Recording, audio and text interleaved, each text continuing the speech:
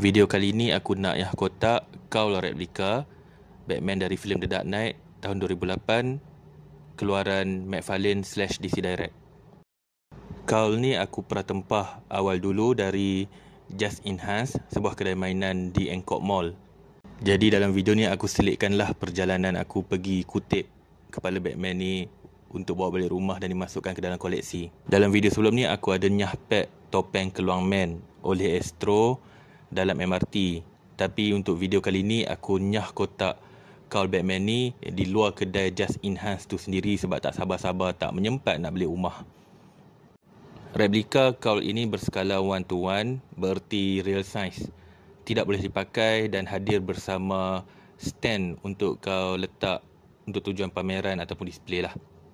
Material kaul ni plastik PVC, tebal dan berat. Stand dia lepas pasang susah nak buka balik ataupun hampir mustahil untuk dibuka balik tanpa mematahkan lockingnya. Tapi untuk kaul tu sendiri kau boleh keluarkan atau asingkan daripada stand tu. Jadi korang samalah tengok video ni, sebarkan seperti fitnah. Jarang aku nak beli mainan besar seperti dosa ni.